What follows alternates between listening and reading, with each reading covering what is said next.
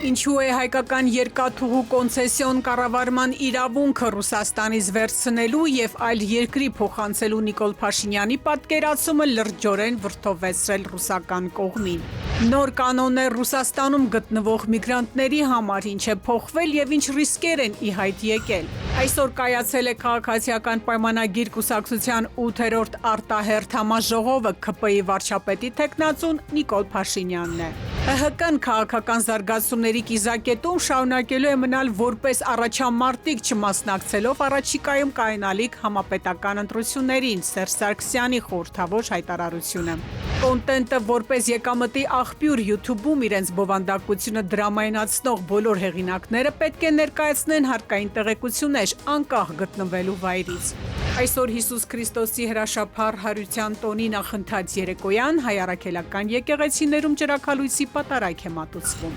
Ընտանեկան ծառ, հայկական ավանդական բարիքներ և քրիստոնեական ավանդույթներ ինչպես են Գորիսում պատրաստվում հարության տոնին։ Բարի երեկո, դուք դիտում եք ժամի գլխավոր թողարկումը։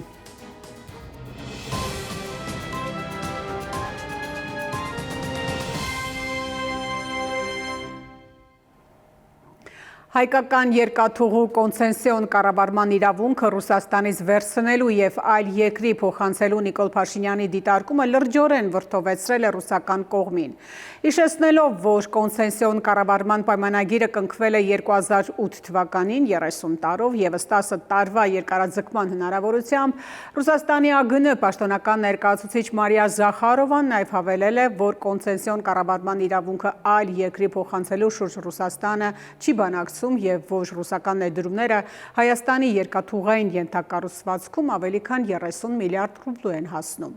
Երկաթուղու կոնցեսիոն կառավարման անորոշ ապագայի հետքերով Էդուարդ Պողոսյանի ռեպորտաժը։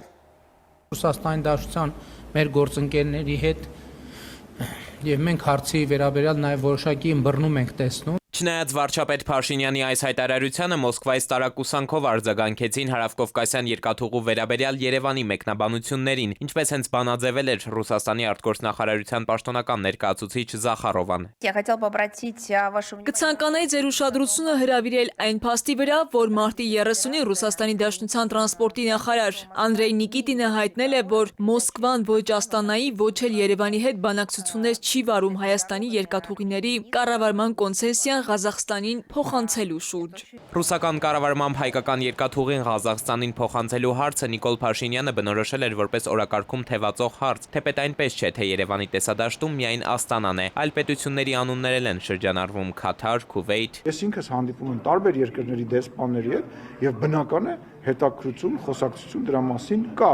Այլ հարցը, թե վերջում ինչ որոշում կլինի։ Հայկական երկաթուղու երրորդ երկրին վաճառելու քննարկումները թեժացել են այս տարեսկզբից, թեպետ Երաս-Խախուրիկ երկաթգիծը վերականգնելու Երևանի առաջարկը Մոսկվայից դրական արձագանքի արժանացավ, Հայաստանն այնուամենայնիվ սկսեց Ռուսաստանի հետ քննարկել նաև երկաթուղու կառավարումը որևէ այլ պետության փոխանցելու հարցը։ Սա այն պատճառով, որ Ռուսաստանի հետ որոշ երկրներ ոչ այնքան լավ հարաբերություններ ունեն, իսկ Սյունիքի ամերիկյան ճանապարհով անցնելու է նաև երկաթգիծը։ Հակառուսական չբացահայտվող ուժերը չեն ուզում ճանապարհ կտրել Մոսկվայի կառավարման տակ գտնվող ենթակառուցվածքներով։ Թրիփի բանակցություններին առաջարկել էին մեր երկրի տարածքով անցնող ծրագրով շրջանցել հենց մեզ, ինչն ըստ Նիկոլ Փաշինյանի կնշանակի, որ մենք կորցնում ենք մեր ռազմավարական դիրքերն ու մրցակցային առավելությունները։ Մեր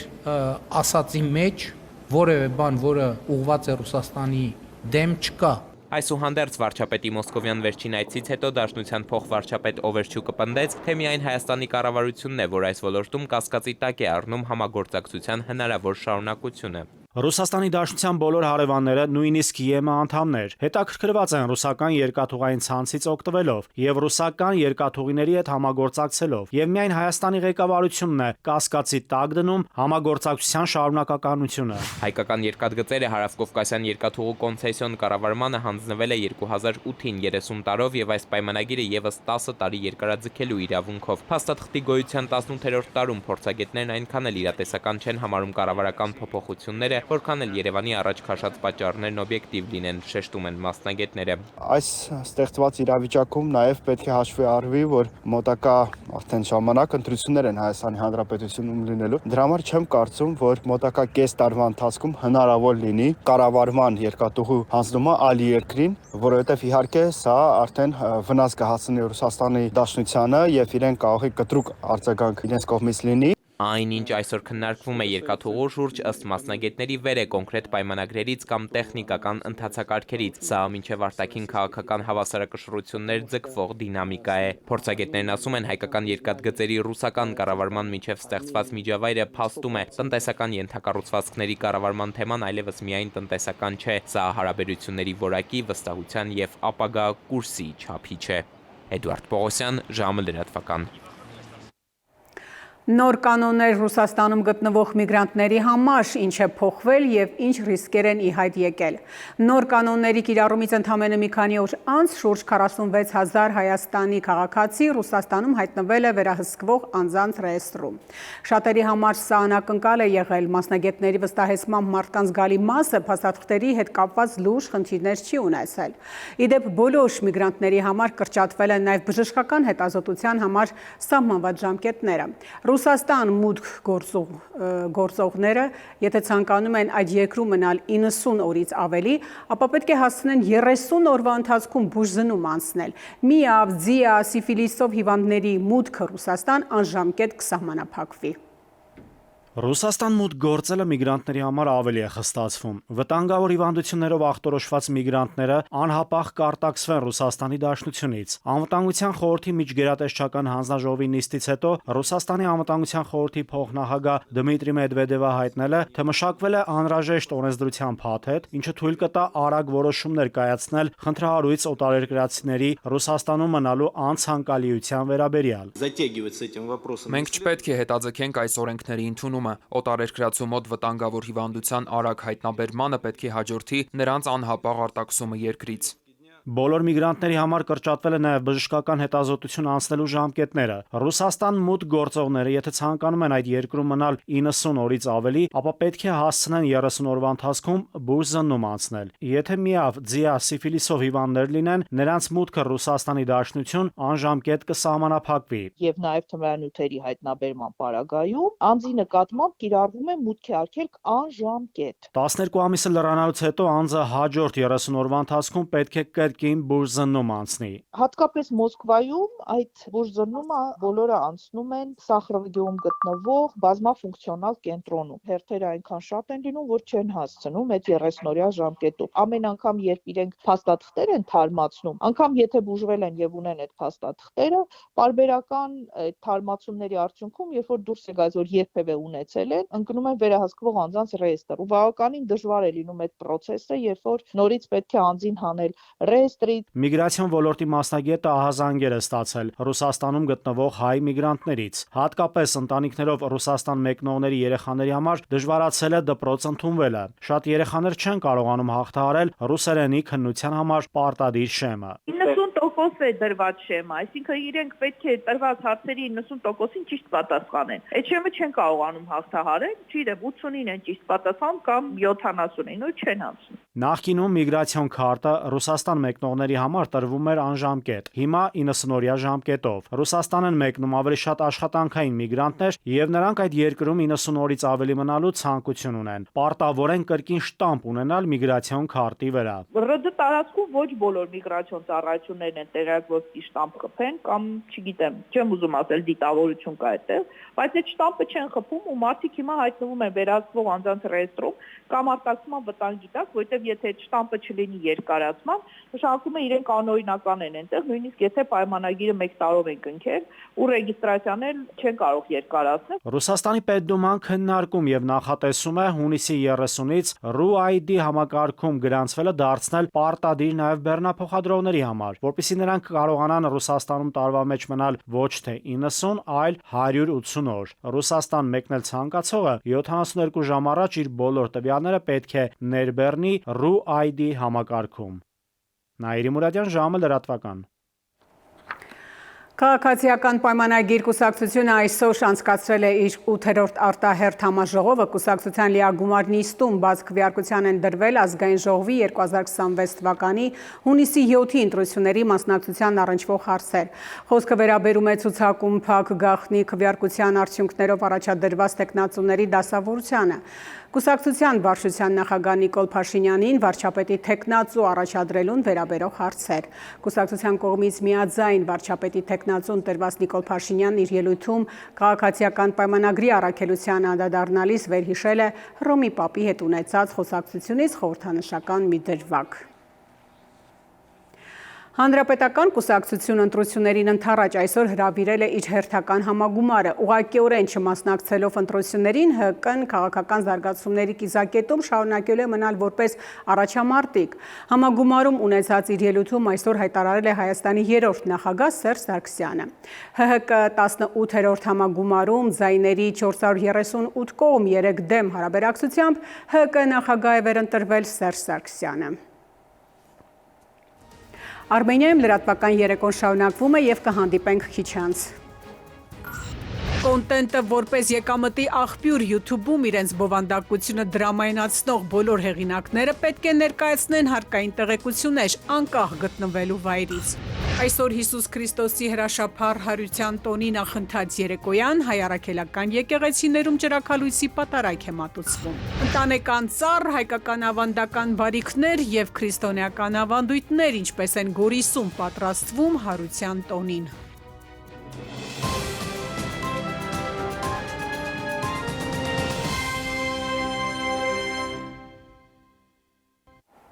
Շարունակում ենք թողարկումը։ Կոնտենտը որպես եկամտի աղբյուր YouTube-ում իրենց բովանդակությունը դրամայնացնող բոլոր հեղինակները պետք է ներկայացնեն հարկային տեղեկատվություններ անկախ իրենց գտնվելու վայրից։ Թեև այս գործարկումը կարևոր քայլ է, սակայն այն ամենևին էլ չի նշանակում հաջողություն բոլորի համար։ Կոնտենտ ստեղծողները ստիպված կլինեն աշխատել ավելի մրցակցային միջավայրում, հետևել հարթակի կանոնների, ներդնել ժամանակ եւ ռեսուրս որակի ապահովման համար։ Բայց կան նաեւ անտես խութեր, որոնց հետքերով էր գնացել է Դավիթ Թադևոսյանը։ Մոնետիզացիայի միջոցով եկամուտ ստանալու հնարավորությունը YouTube-ում թվային մեդիա եւ բովանդակություն ստեղծողների շրջանում շարունակում է քննարկվող թեմաներից մնալ։ Մոնետիզացիան սակայն ունի նաեւ իր առերևույթ անտես դժվարությունները։ Շատերի մոտ ձևավորված թյուր համոզում կա, թե տեսանյութ կամ շորթ հրապարակելը արագ եկամուտ է ապահովում։ Մասնագետները սակայն իրենց պարտքն են համարում հիշեցնել, որ ալիքը մոնետիզացնելու համար անհրաժեշտ է տևական ժամանակ, քանի որ մոնետիզացիայի ակտիվացման համար ալիքները պետք է որոշակի պայմաններ բավարարեն, օրինակ ունենան 1000 բաժանորդ եւ 4000 դիտում վերջին 12 ամսում կամ շորթ տարբերակով 10 միլիոն դիտում վերջին 90 օրում։ Մասնագետները նկատում են մոնետիզացիան միացնելուց հետո ամենատարածված սխալը այն է, երբ մարդիկ օգտագործում են ոչ լիցենզիոն կոնտենտ։ Այդ կոնտենտի հեղինակները կամ ավտոմատացված կոնտենտ ID մատչերով, որևէ այդպիսի եղանակով կամ ձեռքով բողոքներ են ներկայացնում եւ հետո դրա հետևանքով օգտահաշիվը կոնկրետ վիդեոյի մոնետիզացիան կարող է անջատվել կամ նաեւ բողոքների քանակից ու պարտությունից կարող է նույնիսկ ընդհանրապես մոնետիզացիայի ձեռքել։ Եթե մարդ ունի ալիք եւ ուզում է մոնետիզացիան աշխատացնի, մտնի ու մանրամասն կարդա, թե ինչն է YouTube-ը համարում սխալ,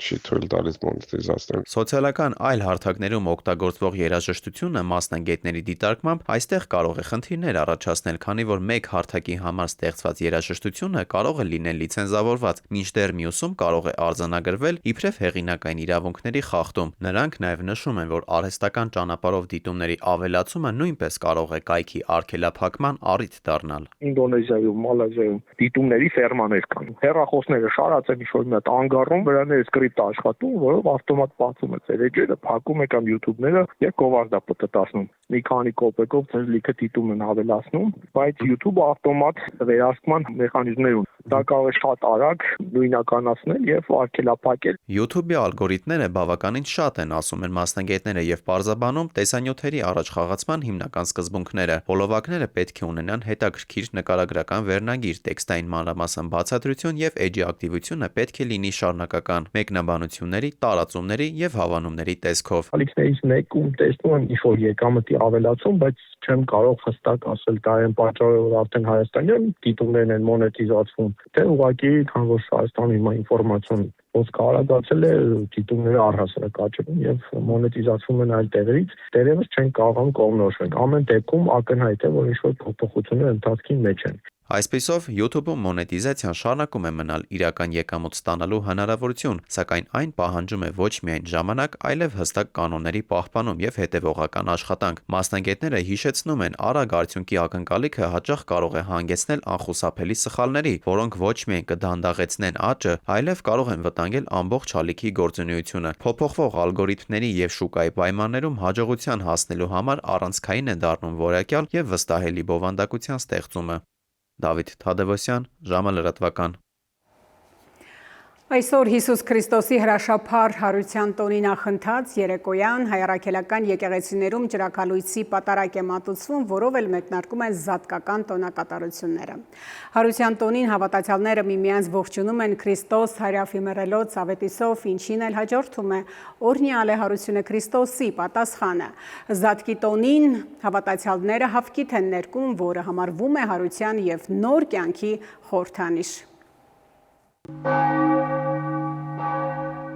Սուրբ Հարության տոնը, որը Հայաստանում առավել հայտնի է Զատիկ անվամբ, քրիստոնեական ամենասիրված տոներից է համարվում։ Հայկական մշակույթում խորապես արմատավորված այս տոնը ուղեկցվում է եկեղեցական ծիսակարգերով ու ազգային սովորություններով։ Զատիկին որպես կանոն նախորդում է մեծ պահքը 48 օր տևողությամբ։ Պահքի ընթացքում հավատավորները հրաժարվում են մսից ու կատնամթերքից, պատրաստվելով Քրիստոսի հարության տոնին։ Պահքի վերջին շաբաթը, որն ընդունված է ավագ շաբաթ կոչել, առանձնանում է հատուկ արարողություններով, աղոթքով ու խորհրդանշական ծեսերով։ Առաջին հերթին մենք սննդային պահք պահելով կամավոր կերպով ինքներս մեզ զրկում ենք որոշակի ավելի հաճելի բաներից եւ ցույց տալիս, որ մեզ համար ավելի կարեւոր է հոգեվորը, մեզ համար ավելի կարեւոր է մեր հոգու փրկությունը։ Մարդու մարմինը ժամանակավոր է, սահմանափակվում է այս երկրավոր տարիների մեջ, բայց մարդու հոգին հավիտենական է եւ մեր հայրերը միշտ խորհուրդ են տալիս, որ ավելի շատ հոգ տարեք ձեր հոգու փրկության համար, քան թե ձեր մարմնի համար։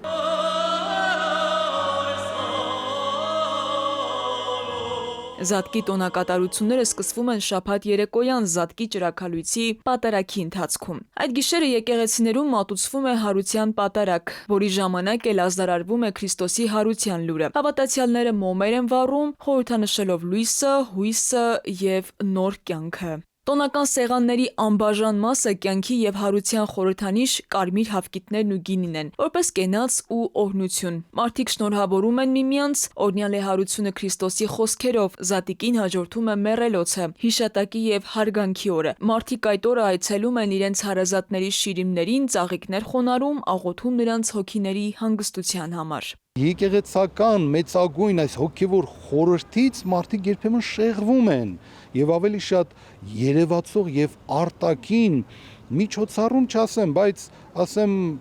որոշակի իրողություններ կան, որոնք ավելի առաջ են դասվում, քան հոգևոր մեծ խորհուրդը։ Մեզ համար հոգևոր խորհուրդն է, փրկության խորհուրդն է, մնացյալ արտաքին ժամանակավոր անցողիկ իրողությունները իրապես երկրորդական են։ Հայաստանում Զատկի տոնը հոգևոր վերածննդի, ուրախության ու ընտանեկան համախմբման տոն է։ Այն ազգային ինքնության մի մասն է, որը համատեղում է քրիստոնեական հավատքը եւ հարուստ մշակութային ժառանգությունը։ Քնարիկ Պետրոսյան, Գրիգոր Հովսեփյան, ժամը լրատվական։ Հարության տոնը Գորիսի ընտանիքներում ինչ ավանդույթների է հետևում Միրումյանների ընտանիքը ու ինչպես է նշվում սիրված տոնը Սյունիքում, պատմեն Գորիսի մեր գործընկերները։ Գորիսեցի Լարիսա Միրումյանը հարության տոնին է պատրաստվում ամեն ինչ մանրակրկիտ հաշվի առել, համատեղել իր ընտանիքի պատմությունն ու Քրիստոսի հարության տոնը։ Դա իմ ընտանիքի ծառն է։ Դե ունենք ինձ 4 երեխա ունեմ, 4 աղջիկներ, իրանք այս 4 աղջիկները ծառի վրա են։ Բնի մեջն են իրանք են, իրար ճուտիկներով։ Ստեղ ես թիթեռն եմ, մեր մտահղացումներ, ես էլ ամուսինս է։ Ընտանեկան ծառ, հայկական ավանդական բարիքներ, քրիստոնեական ավանդույթներ եւ այս ամենը իր եւ ամուսնու ձեռքերով պատրաստված։ Մենք երկուսով նստում ենք, որոշում ենք